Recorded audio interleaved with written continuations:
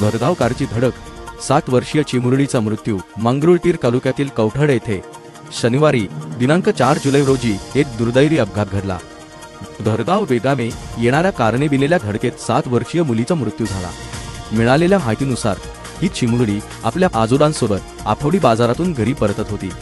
रस्ता ओलांडत असताना अचानक वेगात आलेल्या कारने तिला जोरदार धडक दिली. या अपघातात ती गंभीर जखमी झाली. घटनेनंतर स्थानिकांनी तत्काळ तिला जवळच्या रुग्णालयात दाखल केले, मात्र उपचारादरम्यान तिचा मृत्यू झाला. या घटनेमुळे परिसरात हळहळ व्यक्त केली जात आहे.